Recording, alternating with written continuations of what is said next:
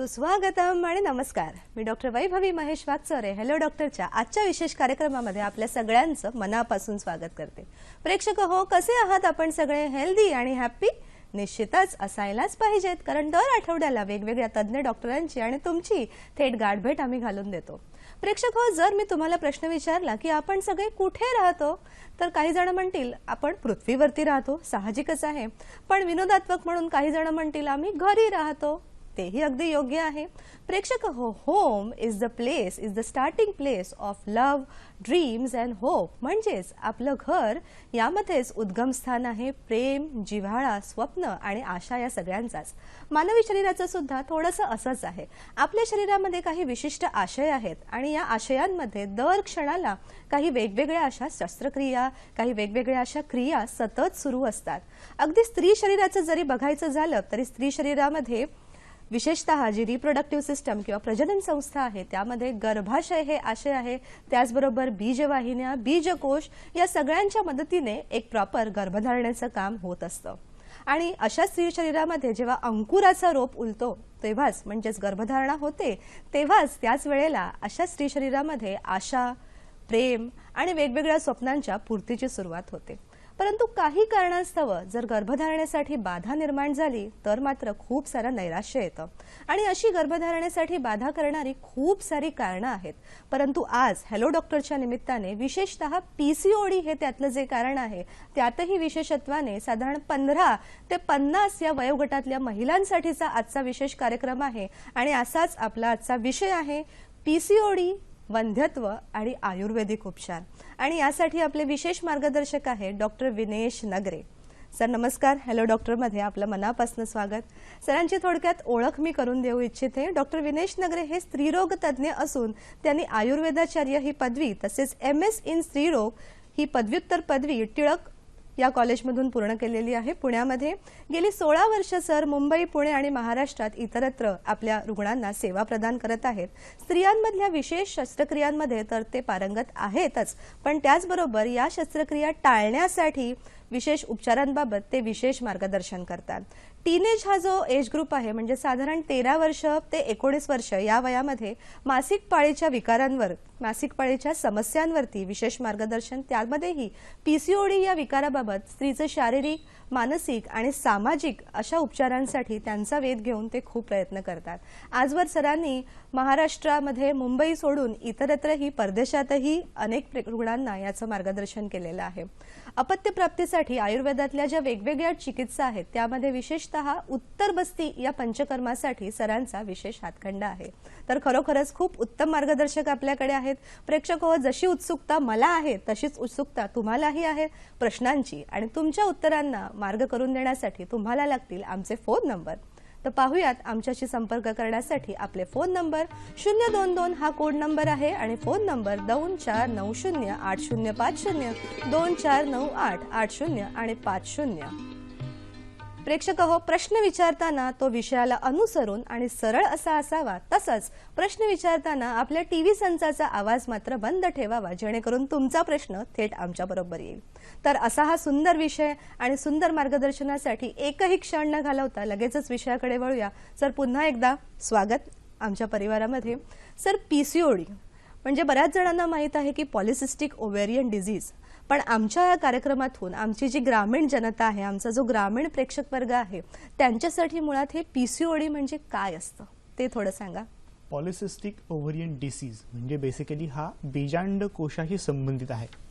आता शेतकरी जर म्हणला तर शेतकरी काय म्हणतो, मला उत्तम बियाणं हवं, त्यानंतर उत्तम जमीन हवी आणि त्या जमिनीला पाऊस हवा, तर ते बीज चांगलं रुजेल. तर हे जे बीज येतं ते स्त्रीच्या शरीरात बीजकोशातनं येतं. आपण जेव्हा पाहतो की स्त्रीच्या शरीरात बीजकोश आहे तेव्हा आयुर्वेद त्याला फलकोश म्हणतो. अतिशय समर्पक असं नाव आहे फलकोश. जिथून फळ मिळतं ते फलकोश. जे बीजांडकोशातनं बीज तयार होताना ते पहिल्या दिवशी पाळीच्या तयार व्हायला सुरुवात होते. ते साधारणपणे 1 mm, 2 mm, 3 mm असं वाढत वाढत 20 ते 22 mm पर्यंत 14 ते 16व्या दिवशी जातं. त्याची पूर्ण वाढ झाली असेल आणि त्याची क्षमता चांगली असेल आणि अंड्याचं कवच पण प्राकृत तयार झालं असेल तर ते फोडून बीज बाहेर पडतं. आणि बाहेर पडलेलं बीज मग बीजांड कोशाच्या शेजारी जी बीजवाही नलिका असते तिथे जाऊन थांबतं. तिथे जर पुरुष बीज येऊन जुळलं तर प्रेग्नन्सी राहते, अदरवाईज ते बीज पाळी वाटे सोडून दिलं जातं. म्हणजे अविवाहित मुलगी असेल तर ते बीज सोडून दिलं जाणार आहे. विवाहित स्त्रियांमध्ये ते बीज वंध्यत्व सोडून गर्भधारणेसाठी उपयोगी पडणार आहे. मग अशा वेळेस ते बीज नीट निर्माण होणं महत्वाचं आहे. पण PCOD पॉलिसिस्टिक ओव्हरियन डिसीज म्हणजे भरपूर गाठी असलेला बीजांड कोशाचा आजार. आता भरपूर गाठी होतात कशा, तर जेव्हा बीजांड तयार व्हायला सुरुवात होतं, कधी कधी पोषण कमी पडतं, कधी कधी वृक्षता असते, कधी इतर त्रास असतात. ह्याच्यामुळे ते सतत न वाढता म्हणजे बीजांड कोशात तयार व्हायला सुरुवात झाल्यानंतर मध्येच कुठेतरी 1 मिलीमीटर 2 मिलीमीटर 4 मिलीमीटरला अडकतं आणि मग ते पूर्णपणे न वाढता बीजांड कोशातनं बाहेर पडत नाही, तिथेच पडून राहतं. मग ती एक गाठ झाली, पुढच्या पाळीला परत दुसरी गाठ, सतत सतत घडत राहतं आणि वारंवार त्या गाठी साठल्यामुळे भरपूर गाठी तयार होतात. म्हणून त्याला भरपूर गाठी असलेला बीजांड कोशाचा आजार म्हणतात. आता यात 2 वेगळे प्रकार पडतात बरं का, म्हणजे पॉलिसिस्टिक ओव्हरियन डिसीज आणि पॉलिसिस्टिक ओव्हरियन सिंड्रोम. बऱ्याच वेळा पेशंटला असा प्रश्न पडतो की मला PCOS आहे का PCOD आहे. दोन्हीमध्ये एकच घटना घडते, ती म्हणजे बीजांड कोशातनं बीज तयार होत नाही. आता गाठी समोर दिसायला लागतात सोनोग्राफीमध्ये, तेव्हा त्याला PCOD डिसीज म्हणजे आजार म्हणतात. तर गाठी दिसत नाहीत, पण गाठी झाल्यासारखं असेल आणि बीज तयार होत नाही, म्हणून जी लक्षणं शरीरात तयार होतात त्या लक्षणांवरून जे अनुमान लावतात त्याला म्हणतात PCOS म्हणजे पॉलिसिस्टिक ओव्हरी सिंड्रोम. लक्षणं दिसणे, त्याची संपूर्ण लक्षणे दिसणे. आता ही लक्षणं दिसताना काय घडतं, बीजांड कोशात बीज तयार होताना इस्ट्रोजन नावाचा हार्मोन काम करतं. इस्ट्रोजनचं काम 14 दिवसात संपतं जर ओव्युलेशन झालं तर, म्हणजे बीज तयार होऊन बाहेर पडलं तर. जर बीज तयार होऊन बाहेर पडलं नाही आणि ते अडकलं तर इस्ट्रोजनचं काम वाढतं आणि इस्ट्रोजन वाढायला लागतं, अतिरिक्त व्हायला लागतं. हे अतिरिक्त इस्ट्रोजन नको असताना वाढल्यामुळे ते शरीराला त्रास द्यायला लागतं आणि मग तो आपण म्हणतो ना हार्मोन इम्बॅलन्स, तो होतो. आणि हा हार्मोन इम्बॅलन्स शरीरामध्ये एक विशिष्ट लक्षण निर्माण करतो. पहिलं लक्षण असतं इस्ट्रोजन वाढल्यामुळे स्किनमध्ये किंवा त्वचेमध्ये तेल जास्त तयार व्हायला लागतं, त्यामुळे त्वचेचा पोत बिघडतो, स्किन काळवंटे, खरखरीत होते, चरबट होते, तेलकट होते.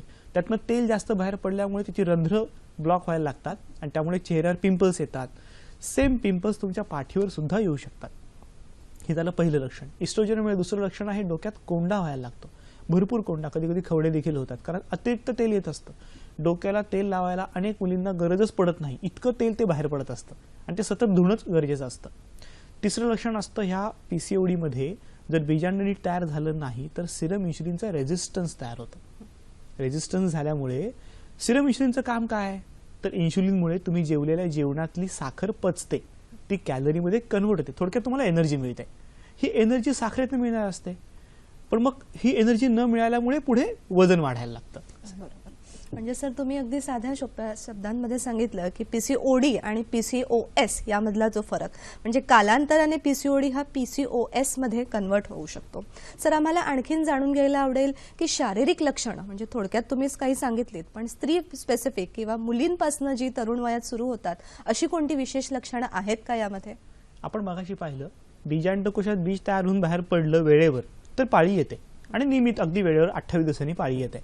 पण जर बीज तयार झालंच नाही तर त्याचा परिणाम पाळीवर होतो. काही मुलींना पाळी महिन्यांनी येत नाही, काहींना 2 महिने 3 महिने 4 महिने पण येत नाही. बऱ्याच मुली अशा असतात की औषध घेतल्याशिवाय पाळी येत नाही. हा झाला पहिला प्रकार. दुसरा असतो पाळी येते पण अंगावरून कमी जातं, म्हणजे 4 दिवस फ्लो व्हायला पाहिजे, तो 1 दिवस पण होत नाही, कधी अगदी थेंबरच होतो. तिसरा प्रकार आहे अतिरिक्त फ्लो होतो, म्हणजे अतिरिक्त अंगावर जातं, इतकं जातं की ते ब्लिडिंग थांबवायला औषध घ्यायला लागतं.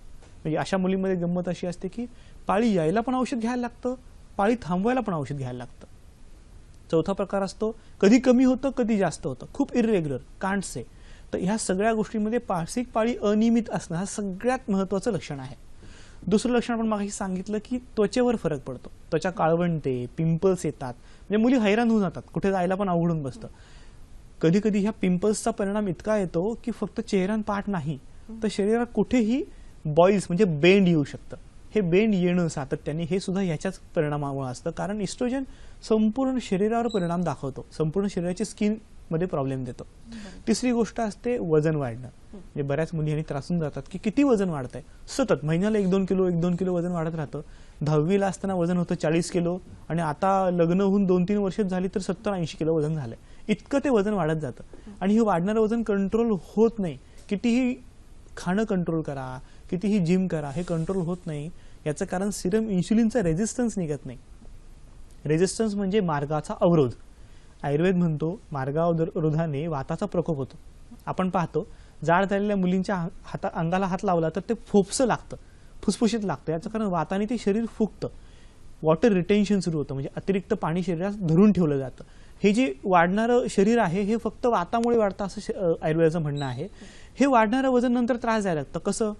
सिरम इन्शुलिन रेझिस्टन्स फॉर्म झाला तर इन्शुलिन त्याला काम करू दिलं नाही म्हणून दुसरीकडे जातो आणि स्त्रीच्या स्त्रीत्वाचे हार्मोन कमी करतो, पुरुषत्वाचे हार्मोन वाढवायला लागतो. आता पुरुषत्वाचे हार्मोन वाढल्यामुळे काय होणार? सगळ्यात पहिलं अतिशय छान सुंदर लांब सडक केस खराब व्हायला लागतात. केस तुटतात, गळतात, दुभंगतात, पातळ होतात, पांढरे सुद्धा व्हायला लागतात.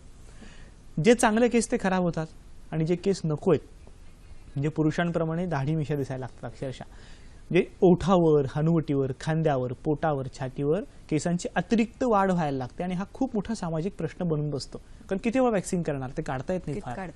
त्याच्या पुढचा परिणाम म्हणजे या सगळ्यांमुळे मुली चिंता करायला लागतात, कंटाळा यायला लागतो, नैराश्य यायला लागतं, सारख्या चिडचिड करतात. कधी राग येईल याचा काही नेम नसतो. त्यामुळे स्वभाव आणि शरीर दोघांवरही फार मोठा परिणाम दिसायला लागतो. खूपच छान. म्हणजे सर आपलं जे विशेष काम आहे की पीसीओडीची शारीरिक बाजू तर पाहायचीच आहे, पण मानसिक आणि सामाजिक बाजू सुद्धा यामध्ये खूप महत्त्वाची आहे. त्याकडे आपण येणारच आहोत. त्यापूर्वी आपल्याला एक फोन आहे. बुलढाण्याहून अजितराव बोलत आहेत. नमस्कार, बोला. हॅलो. हा मॅडम, माझं अजितरावजी बोला आपण. हा माझं 10 वर्ष झाले माझं लग्न होऊन. हॅलो. हा बोला बोला. प्रश्न सलग विचारा. हा मॅडम, माझं 10 वर्ष झालंय, अजून अपत्य. हा सर, ट्रीटमेंट बंदी केलेली. तुम्ही काय ट्रीटमेंट घेतली आणि तुमचा प्रश्न काय हा जरा स्पष्टपणे सांगू शकाल काय? हा म्हणजे आतापर्यंत माझा मूल काही नाही. मूल नाही, बरोबर आहे, पण मूल कशामुळे नाही, तुमचे काय रिपोर्ट केले सांगू शकाल? हा एक तऱ्हेचा केलेला आहे. नळी माझ्या डॉक्टरने सर मला नळी ब्लॉक सांगितलं.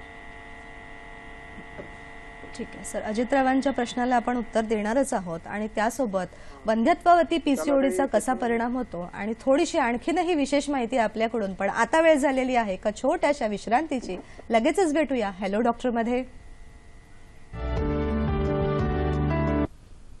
विश्रांतीनंतर हॅलो डॉक्टर मध्ये पुन्हा एकदा आपलं मनापासून स्वागत. प्रेक्षक हो, आम्ही डॉक्टर तुम्हाला नेहमी सांगतो की कडधान्य खा, मोड आलेली कडधान्य खा. का माहितीये का? कारण मोड आलेली कडधान्य ही पचण्यासाठी अतिशय सुपाच्य होतात. पण कसं मोड आणाल त्यांना? साधारण दुपारच्या वेळात भिजत घाला आणि रात्री बांधून ठेवा आणि दुसऱ्या दिवशी सकाळी थोडंसं कोमट पाण्यामध्ये घालून मग ही मोड आलेली कडधान्य आपण खाऊ शकतो. आता पळूया आपल्या विषयाकडे. सर, एक प्रश्न होता आपल्याला बुलढाण्याहून, तर त्यांना काय आपण मार्गदर्शन करू शकतो? बेसिकली त्यांनी जो प्रश्न विचारला थोडासा अर्धवट विचारला. म्हणजे त्यांनी सांगितलं की ट्यूब ब्लॉक आहे. ह्या दोन गोष्टी असू शकतात. एक तर स्पर्मॅटिक कॉर्ड म्हणजे बीज वहन करणारी नलिका ब्लॉक असू शकते, किंवा दुसरी गोष्ट जेव्हा आपण व्हेरिकोसिल म्हणजे बीजांडकोशाला रक्तवहन करणारी जी रक्तवाहिनी आहे त्याच्यामध्ये अशुद्ध रक्तवाहिनी जी असते परत जाणारी, त्या कधी कधी फुगतात. म्हणजे व्हेरिकोसिल मध्ये अशुद्ध रक्तवाहिन्या फुगल्यामुळे शुद्ध रक्त आणणाऱ्या रक्तवाहिन्याला रक्त आणता येत नाही, पोषण कमी पडतं. तसं असेल तर त्याचं ऑपरेशन करून घ्यायला लागेल. म्हणजे व्हेरिकोसिल ग्रेड 1, ग्रेड 2, ग्रेड 3 असा असतो. किती वाढलाय, ग्रेड 1 ला ऑपरेशन करावं लागत नाही, ग्रेड 2 किंवा ग्रेड 3 ला ऑपरेशन करावं लागतंच. त्यामध्ये औषधांचा काहीही संबंध नाही. ऑपरेशन नक्की करून घ्या. स्पर्मॅटिक कॉर्ड जर ब्लॉक असेल म्हणजे बीजाचं निर्मिती होतीये पण वहन होत नाहीये, बीजाची निर्मिती होत नाही म्हणजे वहन होत नाहीये, तर त्यात सुद्धा ऑपरेशन करावंच लागणार आहे. शस्त्रकर्म करून घ्या. त्याच्यानंतर जर फरक पडला नाही तर मग औषधांचा वापर नक्कीच करता येऊ शकतो. म्हणजे तुम्हाला थोडक्यात असं आम्हाला उत्तर आम्ही देऊ इच्छितो की आधी निदान होणं खूप गरजेचं आहे आणि निदानानंतर निश्चितच आपण योग्य अशा चिकित्सेने यश संपादन करू शकता. सर, अशी ही पीसीओडी जी व्याधी आहे याचा निश्चितच वंध्यत्वावर परिणाम होतो, म्हणजे हे तर एक सत्य आहेच. पण आपलं जे आयुर्वेद आहे ते नेहमीच मूलभूत सिद्धांतांवरती काम करतं. तर वंध्यत्व आणि पीसीओडी यांचा विचार करताना कोणते असे मूलभूत संकल्पनांचा आपण विचार करतो ते जाणून घ्यायला आवडेल. आयुर्वेदामध्ये एक सोप्या वाक्यात सांगितलेलं आहे, शुक्रम सौम्यम आर्तवम आग्नेयम. म्हणजे शुक्राणू पुरुष बीज हे सौम्य असतात, तर स्त्री बीज आर्तव हे आग्नेय स्वरूपाचं असतं. म्हणजे थोडक्यात पुरुष बीजाची सौम्यता टिकवली पाहिजे आणि आर्तवाची आग्नेयता टिकवली पाहिजे. सौम्यता टिकवण्यासाठी पुरुष बीज निर्माण होणारा जो अंडकोश आहे तो शरीराच्या बाहेर ठेवलाय, जेणेकरून पोटाच्या आतली उष्णता त्याला बाधक होऊ नये. तर स्त्रियांचा बीजांडकोशामधली आग्नेयता टिकली पाहिजे, त्याला शरीराचा अग्नी मिळावा म्हणून तो पोटाच्या आत ठेवलेला आहे. मग या संकल्पनेवर आधारित संपूर्ण चिकित्सा केली जाते. म्हणजे शुक्रम सौम्यम, पुरुषांची सौम्यता टिकत नसेल शुक्राची तर काय करावं. बेसिकली सौम्यता पुरुषांची टिकणं फार गरजेचं आहे, कारण वंध्यत्वाचा विचार आपण करतोय. पीसीओडी, वंध्यत्व आणि आयुर्वेद. वंध्यत्वाचा विचार करताना आपण पुरुषांची ट्रीटमेंट वेगळी काढताच येत नाही, कारण 40% वेळा पुरुषांमध्ये प्रॉब्लेम असतो, 40% स्त्रीमध्ये प्रॉब्लेम असतो, तर 20% मध्ये दोघांमध्ये प्रॉब्लेम असू शकतो. सो दोघांमध्ये तो विचार आपल्याला करावा लागणार आहे. निश्चितच. आणखीन याबद्दलची जी काही विशेष माहिती आहे की वंध्यत्वावरचे आणखीन काही सिद्धांत आपण पाहणारच आहोत, पण त्यापूर्वी आपल्याला एक फोन आहे. अंकुश बोलत आहेत आपल्याकडे. नमस्कार. नमस्कार मॅडम. नमस्कार सर. बोला. नमस्कार सर, मी साताऱ्याहून बोलतो आहे. अंकुश लोहार माझं नाव आहे. गेल्या 3 वर्षापासून आमचं लग्न झालेलं आहे. तर मी गेल्या 1 वर्षामध्ये 2दा ट्रीटमेंट घेतल्या सरांकडनं. आम्ही डॉक्टर दिलीप भांबरे सरांकडून पण ट्रीटमेंट घेतल्या, पण आम्हाला काही असा फरक जाणवला नाही. तुमचा मुख्य प्रॉब्लेम काय आहे ते सांगू शकाल का? संततीबद्दलच होता. म्हणजे आम्हाला बरोबर, पण डॉक्टरांनी त्याचं निदान काय केलं? तुमच्यात प्रॉब्लेम आहे, आमचे बायकोमध्ये प्रॉब्लेम आहे? रिपोर्ट क्लिअर होते सर दोघांचे. मग मेडिसिन दिलेल्या होत्या, मग 3 महिन्याची ट्रीटमेंट सांगितली होती. 3 महिन्याची ट्रीटमेंट पूर्ण झाल्यावर पण आम्हाला फरक नाही आला. बरं, काय सांगू शकाल सर अंकुशजींना? अंकुश यांनी जो प्रश्न विचारलाय त्यामुळे त्यांनी एक उत्तर दिलं की 3 महिन्याची ट्रीटमेंट घेतलेली आहे. जेव्हा 3 महिन्याची ट्रीटमेंट असते की नाही, तेव्हा ती हार्मोनल ट्रीटमेंट असते. थोडक्यात पाळीमध्ये प्रॉब्लेम असेल किंवा बीज निर्मिती नीट होत नसेल तर हार्मोन बॅलन्स करण्यासाठी म्हणून मॉडर्न सायन्समध्ये ओरल कॉन्ट्रासेप्टिव्ह पिल देतात. ती 21 दिवसांची गोळी असते, ज्यात इस्ट्रोजन आणि प्रोजेस्टेरॉनचं कॉम्बिनेशन असतं. ती गोळी दिली तर त्या महिन्यात बीज तयार होत नाही. उलट ते बीज तयार होऊ न देणं, हा थोडक्यात त्याला आराम देणं असं म्हणतात. हा कोर्स 3 महिने द्यावा लागतो. 3 महिने औषध दिल्यानंतर जेव्हा विश्रांती घेऊन ते पुन्हा काम सुरू करेल तेव्हा पुन्हा चांगलं बीज तयार करेल अशी अपेक्षा असते. पण प्रत्येक वेळेस तसं घडेलच असं काही गणित नाही लावताय. म्हणजे थोडक्यात अंकुश, तुम्ही जर आता सांगितले की 3 महिन्याची ट्रीटमेंट घेतली, याच्यावरूनच कळतंय की तुमच्या बायकोला पीसीओएसचा प्रॉब्लेम आहे. ओव्हम नीट डेव्हलप होत नाहीये. तुम्ही ते ओव्हम डेव्हलप होण्यासाठी त्याची वेगळी ट्रीटमेंट घ्यायला लागणार आहे. कारण मॉडर्न सायन्समध्ये बेसिकली प्रॉब्लेम असा आहे की त्यांनी स्पष्ट उल्लेख केला आहे, पीसीओडी और पीसीओएस कॅन नॉट बी क्युअर्ड. म्हणजे त्याची संपूर्ण ट्रीटमेंट होत नाही.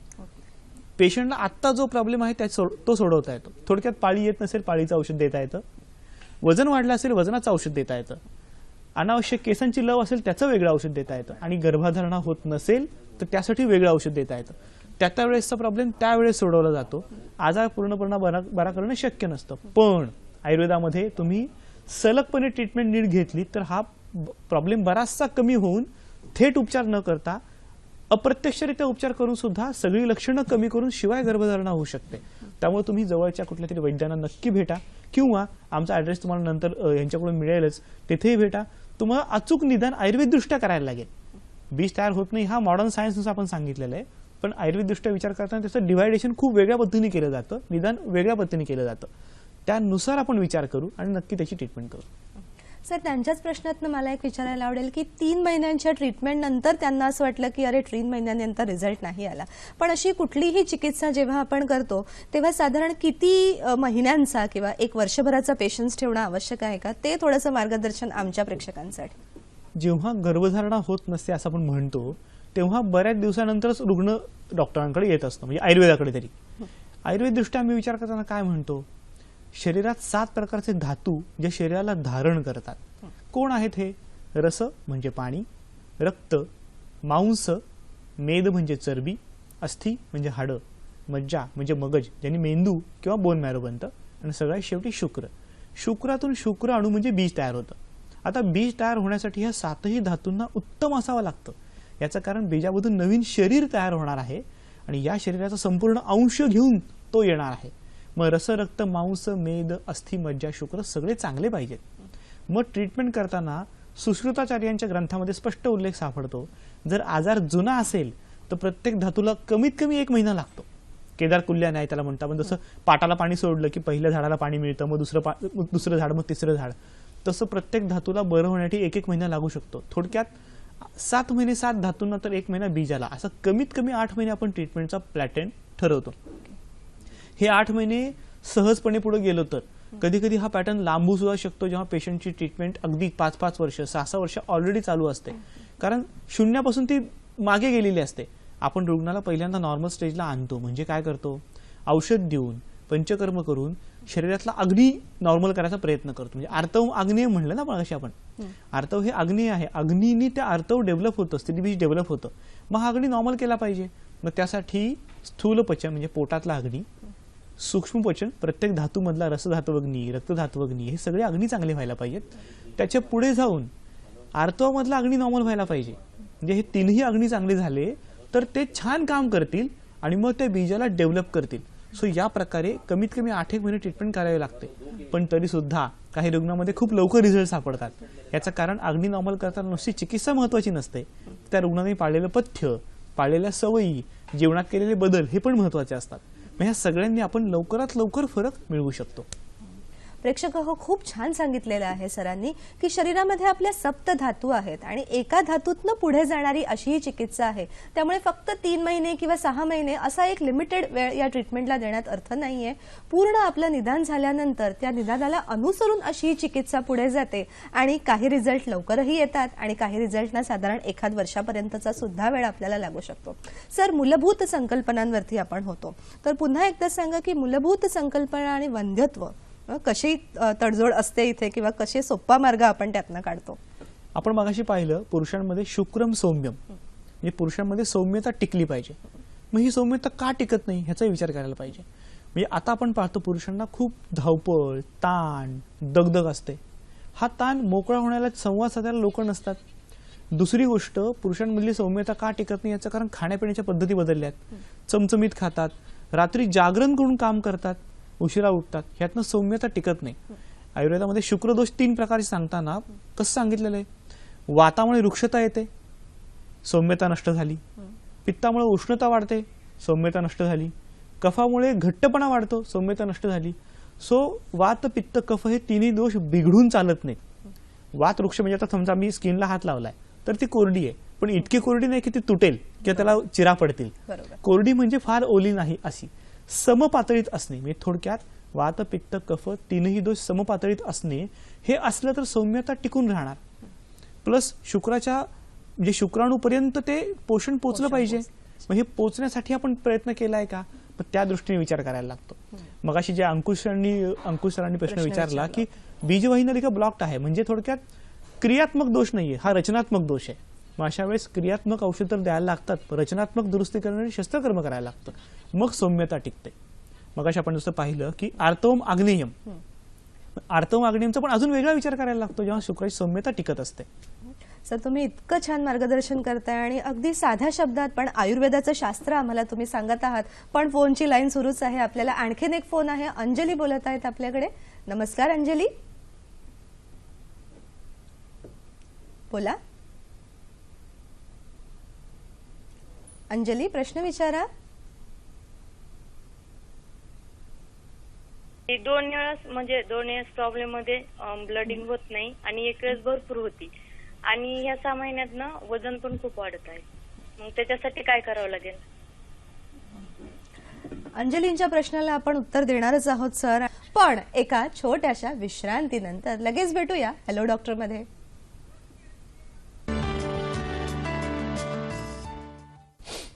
विश्रांतीनंतर हॅलो डॉक्टर मध्ये पुन्हा एकदा आपलं मनापासून स्वागत. सर, आपल्याला एक प्रश्न होता अंजली यांचा की पाळीच्या दरम्यान ब्लिडिंग बद्दल आणि वजन वाढण्याबद्दल त्या विचारत होत्या. काय सांगूयात त्यांना आपण? अंजली ताई, तुम्ही मगाशी सांगितलं की कधी ब्लिडिंग कमी होतं, कधी वाढतं आणि वजन वाढत चाललंय. खरं हा प्रॉब्लेम पॉलिसिस्टिक ओव्हरीशी संबंधित आहे. म्हणजे होतं काय, बीजांडकोशात बीज तयार होताना पहिले 14 दिवसात गर्भाशयात जमीन एक प्रकारे वाढते. थोडक्यात शरीररूपी शेतकरी नांगरणी करून ठेवतो, आम्ही त्याला प्रॉलिफरेटिव्ह फेज म्हणतो. ओव्ह्युलेशन म्हणजे बीजांडकोशातनं बीज बाहेर पडलं, ओव्ह्युलेशन झालं की दुसरी फेज सुरू होते आणि सिक्रेटरी फेज डेव्हलप होते. थोडक्यात शरीररूपी शेतकरी तिथे मशागत करून ठेवतो, कारण बीज रुजणार असतं. आता हे बीज रुजताना जमीन नीट वाढली असेल तर ठीक आहे, पण जर बीज वाढतानाच गडबड झाली असेल, मगाशी आपण पाहिलं पॉलिसिस्टिक ओव्हरी, बीज नीट वाढलं नाही तर जमिनीला तो संदेश जातच नाही किती आवश्यकता आहे. कधी संदेश जास्त जातो, कधी संदेश कमी जातो. अशा वेळेस जमीन जर कमी निर्माण झाली, अस्तर गर्भाशयातलं कमी निर्माण झालं तर अंगावरून जाणारं रक्त किंवा ब्लिडिंग हे कमी होणार आहे. तो संदेश जास्त गेला तर ते ब्लिडिंग जास्त होणार आहे. आणि पॉलिसिस्टिक ओव्हरी तुम्हाला आहेच, मला आता मगाशी सांगितलंय मी की पॉलिसिस्टिक ओव्हरीमध्ये वजन वाढतं, सतत वाढत राहतं. हे तुमचं दोन्ही लिंकेज आहे, त्यामुळे पॉलिसिस्टिक ओव्हरीचा तुम्हाला उपचार हा करून घ्यावा लागणार आहे. प्रेक्षक हो, पॉलिसिस्टिक ओव्हरीचा उपचार तर आपण पुढे करून घेणारच आहोत, पण नेहमी म्हणजे प्रश्नांमध्ये सुद्धा सर आम्हाला येते की वजन वाढतंय आणि आम्ही सांगतो की मोड आलेली कडधान्य घ्या. पण मी मगाशी सांगत होते की मोड आलेली कडधान्य खाताना ती थोडीशी उकळत्या पाण्यामध्ये टाकून घ्या, त्यातले जीवनसत्व पुरेशा प्रमाणात आपल्याला मिळतील आणि पचायला सुद्धा अतिशय सोपी जातील. सर, पीसीओडी हा विषयच इतका रंजक आहे, पण आमच्या प्रेक्षकांना नेहमीच जर तुम्ही काही व्हिडिओ फॉर्म मधून दाखवू शकला तर आणखीन एक सुंदर पिक्चर आम्ही क्लिअर करू शकतो. दाखवूयात आपण एका व्हिडिओ फॉर्म मधून पॉलिसिस्टिक ओव्हॅरियन डिझीज कसा असतो ते. आपण आता जो व्हिडिओ पाहतो त्यामध्ये दिसतंय स्त्रियांच्या प्रजनन संस्थेशी संबंधित असा हा आजार आहे. स्त्रियांच्या प्रजनन संस्थेमध्ये गर्भाशय, बीजांडकोश, योनी भाग आणि बीजवाही नलिका अशा 4 प्रमुख भाग असतात. यातील हा जो बीजांडकोश आहे यामध्ये पाळीच्या पहिल्या दिवशी साधारणपणे बीजांड तयार व्हायला सुरुवात होते. आता हे जसं जसं बीजांड वाढत जाईल तसं तसं ते पूर्ण वाढून तयार होतं 14 ते 16व्या दिवशी. आता हे पूर्ण वाढून तयार झाल्यानंतर अंड फोडतं आणि बाहेर पडतं. त्याचं कवच हे निघून जातं आणि नंतर ते शरीरामध्ये शोषून घेतलं जातं. हे झालं जेव्हा बीजांडकोशात प्राकृतपणे बीज तयार होणार. आता पॉलिसिस्टिक ओव्हरीत नक्की काय घडतं, तर पॉलिसिस्टिक ओव्हरीत बीजांड तयार व्हायला सुरुवात होते, पण त्याची पूर्ण वाढ न होता ते बाहेर पडतच नाही आणि ते गाठी स्वरूपात आतमध्ये साठून राहतं. असं वारंवार घडलं की ह्या वारंवार गाठी साठत जातात आणि ह्या बीजांड कोशात साठतात. म्हणजे आपण म्हणतो पाण्याचे बुडबुडे, पाण्याचे फुगे, गाठी ह्या सगळ्या संबंधित फक्त बीजांड कोशाशी असतात. बऱ्याच वेळा पेशंट येतात आणि म्हणतात डॉक्टर आमच्या गर्भाशयावर बुडबुडे आहेत पाण्याचे, पोटात बुडबुडे आहेत, पण असं काही नसतं बरं का. आता पाण्याचे बुडबुडे म्हणजे काय, आपण जर बीजांड पाहिलं असेल किंवा कुठलंही अंड पाहिलं असेल तर त्यामध्ये बीज आणि त्याभोवती एक पाणी असतं, प्रोटीन, प्रथिन हे लिक्विड असतं जे त्याला सपोर्ट करतं. त्यामुळे पाणी असणारच आहे, पाण्याचा बुडबुडा असणार आहे, प्रत्यक्षात ते बीजांड असणार आहे. म्हणजे जर पाणी साठलं असेल, आपण पाहतो पीसीओडीचा पेशंट येतो तेव्हा बीजांडकोशाला सूज आलेली असते, कारण बीजांडामध्ये ते पाणी साठत राहतं. प्रत्येक बीजांड पाणी घेऊन येतं आणि ते बाहेर नाही पडलं की थोडं थोडं थोडं करत साठत राहतं. काहींना ते 15 सीसी, 20 सीसी, 30 सीसी, अगदी 50 सीसी पर्यंत पाणी साठतं. हे साठलेलं पाणी कमी करायला मॉडर्न सायन्समध्ये लॅप्रोस्कोपी करतात आणि थेट टोचा मारून किंवा लॅप्रोस्कोपी करून ते पाणी कमी करण्याचा प्रयत्न करतात. आयुर्वेदामध्ये आपण त्याच प्रकारची औषधं जी पाणी कमी करतात, गाठी शोषून घेतात अशी वापरतो, ज्याच्यामध्ये लॅप्रोस्कोपी किंवा कुठलीही ऑपरेशन न करता गाठी कमी करता येतात. सर, खरोखरच थँक्यू सो मच. आपल्या व्हिडिओच्या माध्यमातून माझ्या सगळ्या मैत्रिणींना हे क्लिअर झालेलं आहे की पीसीओडी मध्ये एक्झॅक्टली काय होतं. सर, पीसीओडीवरती तुमचं विशेष संशोधन आहे, तर आता येऊयात पीसीओडी आणि वंध्यत्व असा याचा काय परिणाम होऊ शकतो. बेसिकली पॉलिसिस्टिक ओव्हरीमध्ये काय घडतं आपण सुरुवातीला थोडंसं पाहिलं होतं. म्हणजे इस्ट्रोजनची लेवल वाढते कारण ओव्ह्युलेशन होत नाही, म्हणजे बीजांडात बीज तयार होत नाही. आता इस्ट्रोजन आणि प्रोजेस्ट्रॉन ही जोडी आहे. पहिल्या 14 दिवसात इस्ट्रोजन काम करणार, मग प्रोजेस्ट्रॉनचं काम सुरू होणार. जर बीजांड रुजलं, बीज रुजलं गर्भाशयात, तर प्रोजेस्ट्रॉनचं काम कंटिन्यू होतं पुढे गर्भधारणा झाल्यानंतर 3 महिने, आणि त्याच्यानंतर ते थोडं कमी होत बाकीच्या गोष्टींना वाव देतं. पण इस्ट्रोजन जर त्याचं काम पूर्ण करून बाहेर पडलंच नाही आणि ते वाढत गेलं तर प्रोजेस्ट्रॉनची लेवल कमी राहते आणि अशा वेळेस गर्भधारणा होणं कठीण जातं, सगळ्यात पहिलं. दुसरी गोष्ट, तशातही गर्भधारणा झाली तर पुढच्या 3 महिन्यात ते प्रोजेस्ट्रॉन कमी पडतं, त्यामुळे वारंवार गर्भपात व्हायला लागतात. जे पीसीओडीचे रुग्ण जेव्हा येतात तेव्हा सांगतात डॉक्टर 2 वेळा, 3 वेळा, 4 वेळा गर्भपात झालाय. काय कारण कळत नाही, कुठे समजत नाही, पण कारण असतं. म्हणजे कधीही अनएक्सप्लेन इन्फर्टिलिटी म्हणजे समजत नाही आणि वंध्यत्व आहे असं नसतं. आयुर्वेद दृष्ट्या याचं प्रत्येक गोष्टीचं सूक्ष्म कारण शोधता येतं, तर हे कारण शोधणं हे आपलं काम आहे. पॉलिसिस्टिक ओव्हरीमध्ये अजूनही काही बारीक बारीक गोष्टी घडतात. म्हणजे प्रत्येक वेळेस बारीक गाठी होतील असं नाही बरं का. गाठ होण्याचे वेगवेगळे प्रकार असतात. एक आहे सिंपल ओव्हरियन सिस्ट, त्याच्या अलीकडे आहे फॉलिक्युलर सिस्ट. म्हणजे बीजांडकोशात बीजांडाची गाठ व्हायला लागते आणि ती तशीच राहते, पाळीमध्ये निघून जात नाही, तेव्हा त्याला सिंपल ओव्हरियन सिस्ट म्हणतात. दुसरी गोष्ट आहे, सिंपल ओव्हरियन सिस्ट पुढे जाऊन त्याच्या आतमध्ये काही गडबड झाली तर कॉम्प्लेक्स ओव्हरियन सिस्ट तयार होतो.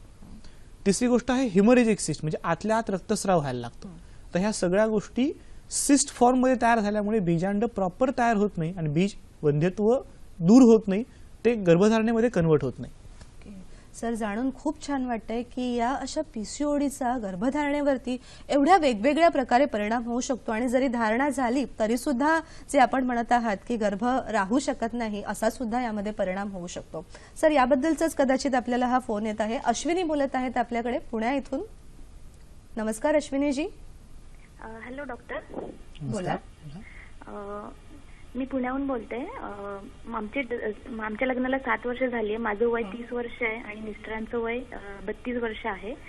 ऍक्च्युली 3 वर्ष आम्ही पहिले ट्राय नव्हतं केलं, पण नंतरच्या 4 वर्षात माझं 6 वेळा मिसकॅरेज झालंय. 4 वेळा नॅचरल कन्सीव्ह होतं आणि 2 वेळा आययूआयनी कन्सीव्ह झालं होतं. मिस्टरांच्या आणि माझ्या वेगवेगळ्या टेस्ट केल्या गेल्या.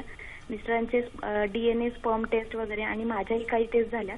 त्याच्यामध्ये माझी प्रोटीनेस ऍक्टिव्हिटी जी आहे ती लोअर होती, त्यामुळे त्यांनी हेपारिनचे इंजेक्शन लास्ट टाइम चालू केले होते, पण त्याचाही काही उपयोग नाही झाला. म्हणून मग त्यांनी जेनेटिकली टेस्ट केल्या, तर ते जे बाळाचं जे अंश होतं त्या नॉर्मल आल्या टेस्ट. पण आमची दोघांची HLA टायपिंग म्हणून जी एक टेस्ट होती त्याच्यामध्ये DQA आणि DQB या जे 2 आहेत त्या टेस्ट केल्या गेल्या. त्याच्यामध्ये DQA मध्ये 1, दोघांपैकी 1 आणि DQB मध्ये दोघांपैकी 1 अलाइज आमच्या दोघांमध्ये कॉमन आहे. त्याच्यामुळे पुढे काय ट्रीटमेंट घ्यावी या संदर्भात मला प्रश्न विचारायचा होता. खूपच सविस्तर प्रश्न आहे अश्विनींचा. काय सांगू शकता सर? अश्विनीताई, तुम्ही जो आता प्रश्न विचारला तो मॉडर्न सायन्सच्या दृष्टीने विचारला. आयुर्वेद दृष्ट्या जर विचार करायचा म्हटलं तर गर्भधारणा होण्यासाठी मातृज भाव आईकडून आलेले, पितृज भाव, आत्मज, रसज असे वेगवेगळे भाव सांगितलेले आहेत. म्हणजे आयुर्वेद दृष्ट्या विचार करताना म्हणजे तुमचा तो आता क्रोमोझोमल प्रॉब्लेम आहे तो प्लस कधी कधी टॉर्च सारखी टेस्ट पॉझिटिव्ह, तेव्हा सुद्धा आम्ही हे रसज, आत्मज, पितृज, मातृज या भावांच्या दृष्टीने विचार करतो. आता असा विचार करताना ट्रीटमेंट ही त्याच पद्धतीने जाते. म्हणजे आपण रसरक्त मांस मेद अस्थि मज्जा शुक्र धातू पाहिले, ह्या धातूंवर काय ट्रीटमेंट करावी ह्याचं वर्णन स्पष्टपणे सापडतं.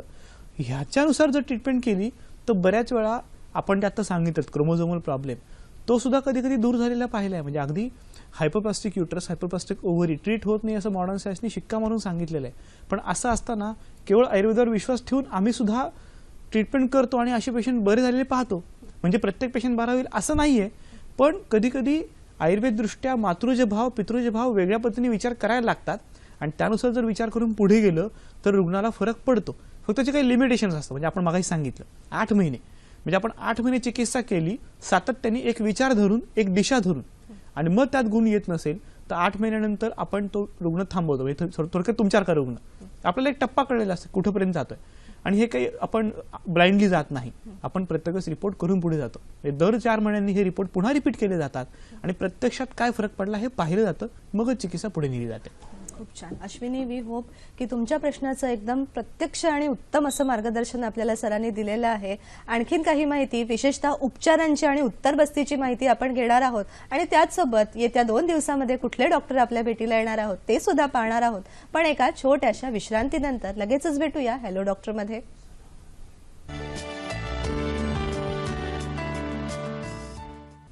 विश्रांतीनंतर पुन्हा एकदा हॅलो डॉक्टर मध्ये आपलं मनापासून स्वागत. प्रेक्षक हो, दर आठवड्याला आणखीन वेगवेगळ्या डॉक्टरांची आणि आपली गाठभेट करण्यासाठी आपण उत्सुक असतो. तर पाहूयात येत्या 2 दिवसामध्ये कोणते विशेष डॉक्टर आपल्या मार्गदर्शनासाठी आहेत. हॅलो डॉक्टरचा प्रायोजित कार्यक्रम आहे. उद्याचा सगळ्यात पहिला विषय आहे कॅन्सर आणि आयुर्वेद. सहभाग आहे वैद्य समीर जगनाग्नी.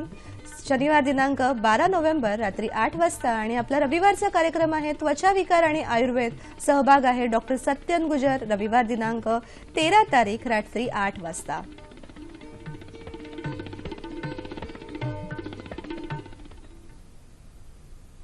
प्रेक्षक हो, उपचारांची तुम्हाला उत्सुकता आहे. आता आपल्याला कळलेलं आहे की पीसीओडी म्हणजे काय आणि कोणकोणती लक्षणं येतात. पण जेव्हा उपचारांची सर वेळ येते तेव्हा आयुर्वेदाचे जे शास्त्रशुद्ध उपचार आहेत की जे कदाचित पुरुषांमध्ये आणि स्त्रियांमध्ये असे दोन्हीकडे स्पेसिफिक असतात, त्याबद्दल काही विशेष मार्गदर्शन. पुरुष आणि स्त्री दोघांमध्येही जेव्हा बीजाचा विचार केला जातो तेव्हा तो आहे कटिभाग, म्हणजे अपान वायूचे क्षेत्र. शरीरात 5 प्रकारचे वात काम करतात, त्यातला एक आहे अपान वायू, जो ह्या संपूर्ण प्रक्रियेवर नियंत्रण ठेवतो. मग ह्याला जर नियंत्रणात आणायचं असेल तर काय करणार? पंचकर्मातला बस्ती हा उपचार अतिशय उपयोगी पडतो. बस्ती उपचारामध्ये पूर्ण बॉडीला मसाज, स्टीम आणि नंतर एनिमा देतात. म्हणजे एनिमाने पोट साफ करतात. पोट साफ होणं हा उद्देश नाही, तर त्यातलं औषध शरीरात शोषलं जावं. पक्वाशयात खूप चांगलं औषध शोषलं जातं आणि त्याचा थेट मेंदूशी संबंध असतो आणि त्यामुळे शरीरात अनेक चांगले बदल घडतात असं मानलं जातं. हे झालं एक. दुसरं आहे शिरोधारा. आपण पाहतो वंध्यत्वामध्ये बऱ्याच वेळा पेशंट ताणतणावात असतो किंवा सतत त्याच्या कामाचा ताण, इतर गोष्टींचा ताण असतो. त्यामुळे जो ताण आलेला असतो हा कमी करायला शिरोधारेचा खूप चांगला उपयोग होतो. तिसरा उपचार आहे विरेचन, पंचकर्मातला. विरेचनामुळे शरीरातली उष्णता कमी होते. आता शुक्राची सौम्यता जर टिकत नसेल तर ती सौम्यता टिकण्यासाठी विरेचनाचा उपयोग केला जातो. पुरुषांमध्ये यासाठी शुक्रविरेचनीय, शुक्रविरजनीय अशी औषधं वापरली जातात. तर स्त्रियांमध्ये आग्नेयता टिकत नसेल, अधिक होत असेल तर ही आग्नेयता कमी करण्यासाठी, प्रमाणात आणण्यासाठी विरेचनाचा उपयोग केला जातो. स्त्रियांमध्ये अजून एक विशेष उपचार आहे उत्तरबस्ती, म्हणजे थेट गर्भाशयात औषध सोडणे. उत्तरबस्तीचा उपयोग गर्भाशयाची ताकद वाढवणे, बीजांडकोशाची ताकद वाढवणे यासाठी होतो. जेव्हा सार्वधिक उपचार केल्यानंतरही खूप चांगला फरक पडत नाही किंवा फरक पडायला मर्यादा येतात, तेव्हा उत्तरबस्ती अधिक चांगला काम करतो. तर या उपचारांबरोबरच आपण जेव्हा काही पेशंटला सल्ले देतो की काय कराल, सगळ्यात पहिलं व्यसनांपासून दूर राहा. म्हणजे पुरुषांमध्ये तंबाखू, गुटखा, सिगरेट हे मुख्य व्यसन जे बाजूला केलं पाहिजे. स्त्रियांमध्ये अगदीच रेअरली असतं पण ते मिसरीचं व्यसन असतं, ते नकोय, कारण त्यांनी सुद्धा बीजाला प्रॉब्लेम येतो. दुसरी गोष्ट असं चहा कॉफीचं व्यसन, व्यसन नकोय. दिवसातून 1 किंवा 2 वेळा चहा घेतला छान वाटते, एखादी कॉफी घेतली काही हरकत नाही.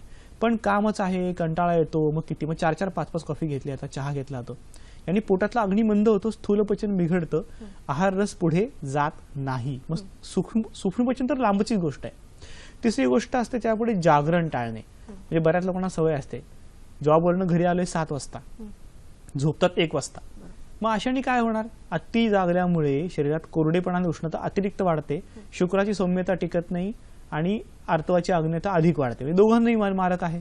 आणि बऱ्याच वेळा असं सापडतं की स्त्री गृहिणी आहे, पुरुष जॉबवरनं उशिरा येणार आहे, 12 वाजता येणार, मग ही स्त्री त्यांच्यासाठी जागत बसते. आम्ही सोपा उपाय सांगतो, जागू नका, तुम्ही 7, 7:30, 8ला जेवून घ्या, 9ला झोपून जा. तुमचे पती जेव्हा येतील तेव्हा परत उठा, 3 तास झोप होऊन जाईल, सकाळी उठायला काही प्रॉब्लेम येणार नाही. कारण ही स्त्री सकाळी परत 5-6ला उठणार असते, कारण कामं घरातली करायची असतात. किंवा मुंबईसारख्या ठिकाणी तर इतकी धावपळ असते की 5ला उठलं नाही तर काम होतच नाही. त्यामुळे रात्री झोपायला उशीर, सकाळी उठायला उशीर, झोप कमी होते. आणि अशा वेळेस आपल्या शरीराचा उपस्तंभ, आयुष्याचा उपस्तंभ काय आहे? आहार, निद्रा, ब्रह्मचर्य. निद्रा, झोप नीट झाली नाही तर सगळंच गणित बिघडतं. शरीराचं विश्रांती, आणि ह्याच्यामुळे अग्नी जो टिकायला पाहिजे तो टिकत नाही. आणि केवळ विश्रांती नाही म्हणून अग्नी टिकत नाही, शरीरातला कोरडेपणा वाढतो आणि अग्नी टिकला नाही म्हणून बीजापर्यंत पोषण जातच नाही. त्याच्याही पुढे अजून एक गोष्ट आहे, ते म्हणजे मिठाचं प्रमाण कमी करावं. पुरुषांमध्ये हे फार विशेष सापडतं. जेवायला बसलं की शेजारी फरसाण घेऊन बसायचं, किंवा स्त्रियांमध्ये लोणचं घेऊन बसायचं. लोणच्याशिवाय जेवण नाही, फरसाणशिवाय जेवण नाही, चमचमीत छान पाहिजे, चव आली पाहिजे. तर ही चव मारक ठरते, कारण आयुर्वेदामध्ये स्पष्ट उल्लेख आहे, लवण म्हणजे मीठ हे शुक्रनाशक आहे. रसरक्त मांसाला ते त्रास देत नाही फारसं, थेट शुक्रनाशक, बीजाला मारक आहे. तुम्हाला जर वंध्यत्वाचा प्रॉब्लेम असेल तर अति मीठ खायचं बंद करा. जेवणात जेवढं मीठ आहे तेवढं ठीक आहे. लोणचं, पापड, फाफडा व काही फरसाण असेल, कुरकुरे असेल, वेफर्स असतील, अजिबात हात लावू नका जोपर्यंत ट्रीटमेंट पूर्ण होत नाही. सरांनी खरोखरच अतिशय साध्या शब्दात पथ्य आणि अपथ्य या दोघांचाही उल्लेख केलेला आहे आत्ताच आपल्यासमोर. सर, यातच मला एक तुम्हाला विचारायचं आहे की पीसीओडी हा जो व्याधी आहे तो आता फक्त शारीरिक व्याधी न राहता एक मानसिक आणि कुठेतरी आपल्या जीवनशैलीशी जोडला गेलेला आहे का? याबद्दल काय सांगाल? होतं कसं, ताणतणाव, धावपळ सगळ्या गोष्टी असतातच, पण आपण ती सवयीचा भाग म्हणून पुढे घेऊन जातो. म्हणजे व्यायामाला वेळ काढता येत नाही का? काढता येतो. कधी कधी मुली उठतात सकाळी 7 वाजता, रात्री 10ला झोपलेल्या असतात, पण 6ला न उठता 7ला उठतात. मग थोडा कंटाळा येतो, कारण उशिरा उठल्यामुळे कंटाळा आलेलाच असतो. मग अशा व्यायाम नाही म्हणून मग नाश्ता वेळेवर नाही, नाश्ता वेळेवर नसेल, उशिरा केला तर मग जेवायला वेळेवर नाही, भूक लागत नाही, ते नीट नसेल तर पुढचं, हे सगळं गणित बिघडत जातं. दुसरा एक नियम आहे, breakfast like king, dinner like beggar. म्हणजे सकाळचा नाश्ता राजाप्रमाणे करावा, रात्री जेवण अगदी थोडं करावं. आपण बरोबर उलटं करतो, कारण सकाळी वेळच नसतो. कॉलेज गोईंग मुलींचा तर हा मेन प्रॉब्लेम आहे, ऑफिस जाणाऱ्या बायकांचा प्रॉब्लेम आहे, सकाळी नाश्ता करतच नाही. मग भरपेट नाश्ता केला नसेल तर त्या शरीराचं इंजिन टिकत नाही, काम करत नाही. रात्री घरी आल्यानंतर खूप निवांत वेळ आहे, भरपूर जेवूया, मग त्या शरीरामध्ये जे पोषण वेळच्या वेळी जायला पाहिजे ते वेळच्या वेळी जात नाही, चुकीच्या वेळेला जातं आणि अशा वेळेस अग्नी बिघडतो आणि म्हणून पॉलिसिस्टिक ओव्हरी किंवा वंध्यत्वाचा प्रॉब्लेम अजून क्लिष्ट होत जातो. खूप छान सरांनी अगदी 2 शब्दात सांगितलं की आपण पळतो. आरोग्य हे जे शरीर आपलं आहे त्याचाच आपण दिवसेंदिवस क्षीणतेकडे निघून जातो. त्यामुळे हे छोटेसे पथ्य अपथ्य आहेत आणि त्यातही याच्याच पुढे आहे आपला विशेष आरोग्य सल्ला. या पथ्यातनच पुढे नेणारा पाहूयात आपला आरोग्य सल्ला आजचा. गाजराचा आपला आरोग्य सल्ला आहे. गाजरातील टोकोकोनिन हा घटक मधुमेह कमी करण्यासाठी मदत करतो. खरखरीत व कोरड्या त्वचेसाठी गाजराचा रस काढून जर तो त्वचेवर चोळला तर आपली त्वचा सतेज आणि गुळगुळीत बनते. गाजराचा रस क्षयरोगाला सुद्धा प्रतिबंध करतो आणि विशेष म्हणजे मासिक पाळीच्या विकारांमध्ये होणारे जे काही त्रास आहे त्यामध्ये सुद्धा उपाशीपोटी जर आपण गाजराचा रस घेतला तर आपल्याला अधिकच फायदा होतो.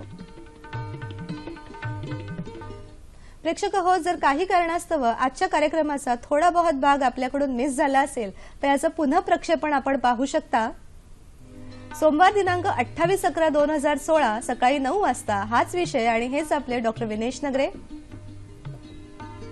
आजच्या कार्यक्रमाचा फीडबॅक आणि तसंच नवीन डॉक्टरांना आमच्या कार्यक्रमामध्ये सहभागी करून घेण्यासाठी आम्ही नेहमीच उत्सुक असतो.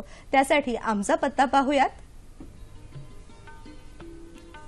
हॅलो डॉक्टर, निर्माती दूरदर्शन केंद्र, पांडुरंग बुधकर मार्ग, Worli, Mumbai 400030. Email address hello.ddkmumbai@gmail.com. तसंच फेसबुक आणि युट्यूबच्या लिंकवरून सुद्धा तुम्ही आमच्याशी संपर्क साधू शकता. सर, उत्तरबस्तीचा तुम्ही उल्लेख केला होता, तर उत्तरबस्ती ही विशेष स्त्रीत्वाची ट्रीटमेंट आहे, त्याबद्दल 2 शब्द काय सांगू शकाल? उत्तरबस्तीमध्ये विविध प्रकारे उपचार केले जातात. म्हणजे नक्की प्रॉब्लेम काय, बीजांडकोशात आहे, गर्भाशयात आहे, त्यानुसार. म्हणजे बीजांडकोशाची जर बीजाची वाढ नीट होत नसेल तर कासेसादी तेलासारखं आकाशीय गुणधर्म वाढवणारं औषध वापरलं जातं. जर गर्भाशयात प्रॉब्लेम आहे, कुठे चिटकाचिटकी झालेली आहे, गर्भाशयातले अस्तर नीट तयार होत नाही तर क्षार तेलासारखं औषध वापरलं जातं, जे एकाच वेळेस ताकद पण देतं, मऊपणा पण आणतं, पण अतिरिक्त दोष दूर करून टाकतं. फलघृत आहे. फलघृत म्हणजे शतावरीपासून बनवलेलं घृत. हे थेट गर्भाशयाला ताकद देतं. उत्तरबस्तीमध्ये वापरलेलं औषध हे थेट काम करत असल्यामुळे सार्वदेहिक ऍब्सॉर्प्शनची त्याला गरज नसते. तो त्या ठिकाणी जाऊन काम करणार आहे. फक्त एकच आहे, उत्तरबस्ती करताना तज्ज्ञ, त्यातला नक्की तज्ज्ञ आहे ना हे पाहून घ्या. कारण सगळ्यांनाच उत्तरबस्ती जमतो असं नाही. थेट गर्भाशयाशी संबंधित असा हा उपचार आहे. त्यामुळे तो तज्ज्ञ कौशल्यवान आहे ना ह्याची काळजी घेऊन तुम्ही तो उत्तरबस्ती नक्की करून घ्या. खूप छान.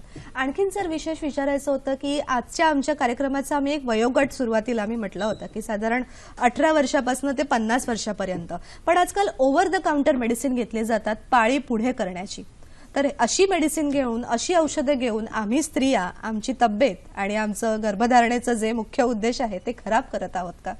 बऱ्याच वेळा असं सापडतं की रुग्णाची पाळी छान सगळी चालू होती, कुठेतरी काही कार्यक्रम आला आणि त्या कार्यक्रम आला, गणपती आले, इतर आलं म्हणून पाळीचं औषध घेतलं आणि तिथून सगळं बिघडायला सुरुवात झाली. छान गणित असतं, म्हणजे तो एक ट्रिकिंग पॉइंट असतो, ठिणगी पडते आणि मग नंतर सगळी ज्वाला पेटते. सो अशा औषधं तुम्ही आवर्जून टाळा. पाळीमुळे तुमचे कार्यक्रम कधीही बिघडत नाहीत, तुमच्यापासून काही अडत नाही. जेव्हा ही औषधं नव्हती तेव्हा सुद्धा स्त्रियांना पाळी होतेच की, तेव्हा काही त्यांनी औषध घेतली होती का? त्यामुळे पाळीसाठी लांबवण्याची, अलीकडे आणण्याची औषधं चुकूनही घेऊ नका. मैत्रिणींनो, हा विशेष सल्ला मला तुम्हाला सगळ्यांना द्यायचा होता, पण विषय इतका सुंदर आहे, प्रश्नांची उत्सुकता संपतच नाही. सर, काही शेवटचे प्रश्न अगदी माझ्या मनातून खास तुमच्याकडे. बीजवाहिनीमध्ये जर पाणी जमलं तर त्याचा गर्भधारणेवरती काही उपयोग होऊ शकतो का? फारसा त्रास होऊ शकत नाही. ठीक आहे. उत्तरबस्ती ही दुखते का? करताना दुखतं का? नाही दुखत फारसी.